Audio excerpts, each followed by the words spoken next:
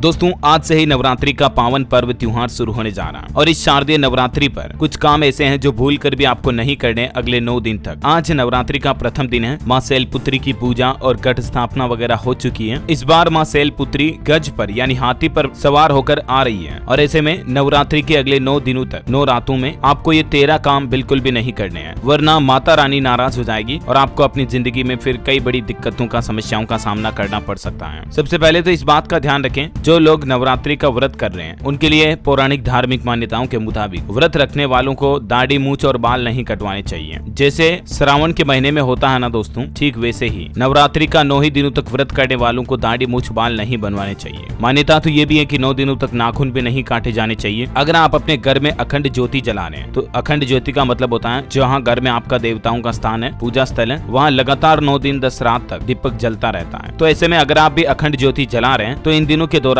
घर को खाली छोड़कर कहीं बाहर नहीं जाएं। मतलब सारे घर के सदस्य एक साथ घर से बाहर नहीं जाएं। कोई न कोई घर पर जरूर रुकें, क्योंकि जिस घर में अखंड ज्योति जल रही है उस घर में इंसानों का, मानव का निवास होना जरूरी है। हो सके तो खाने में आप तामसिक चीजें जैसे कि प्याज, लहसुन और नॉनवेज का इस्तेमाल न करें। पांचवा आता है, 9 दिन तक व्रत रखने वालों को गंदे और बिना धुले कपड़े नहीं पहनने चाहिए, इसलिए साफ सुथरे हर रोज नए वस्त्र पहने। व्रत रखने वाले लोगों को बेल्ट, चप्पल, जूते, बैग, इस तरह की चमड़े की चीजों का इस्तेमाल नहीं करना चाहिए, क्योंकि ऐसी मान्यता दोस्तों की इससे भी माँ दुर्गा नाराज हो सकती है, आप पर नकारात्मक प्रभाव बढ़ सकता है। व्रत रखने वालों को 9 दिन तक नींबू नहीं काटना चाहिए और खाने में अनाज तो आपको खाना ही नहीं अगर आप व्रत रह रहे हैं तो। और जो साधारण नमक आता है वो भी नहीं खाना, आप चाहे तो सेंधा नमक खा सकते हैं, सेंधे नमक का सेवन कर सकते हैं। और वहीं दोस्तों विष्णु पुराण के मुताबिक नवरात्रि में व्रत के समय दिन में सोना भी निषेध है। कई लोग रात में भी सो जाते हैं और दिन में भी व्रत में शाकाहार वगैरह लेकर साबूदाना खाए, खिचड़ी खाए, चिप्स वगैरह खाए, आराम से सो गए। तो व्रत के समय दिन में आपको नहीं सोना चाहिए। और जो आप फलाहार लेते हो, चिप्स, साबूदाना वगैरह, वो भी एक ही जगह पर बैठकर ग्रहण करें और जहां तक हो सके दिन में एक ही बार ग्रहण करें। ऐसा नहीं कि जब भूख लगी तब आलू के चिप्स खा लिए, क्योंकि इससे तो व्रत टूटता ही नहीं है। मूंगफली खा ली, फिर कभी क्या खा लिया, कभी क्या खा लिया, ऐसे नहीं करना। आपको फलाहार लेना, एक ही बार एक ही जगह बैठ कर लो। अच्छा, इसके अलावा चालीसा, मंत्र या सप्तशती पढ़ रहे हैं अगर आप, तो इस बात का ध्यान रखें दोस्तों की पढ़ते समय बीच में दूसरी बात बोलने या उठने की गलती भी कतई ना करें। जैसे व्रत खोलते हैं, फलाहार लेते हैं ना, वैसे आपको चालीसा मंत्र का जाप भी बिना उठे ही करना है। इससे पाठ फल नकारात्मक शक्तियां ले जाती हैं, तो फिर आपको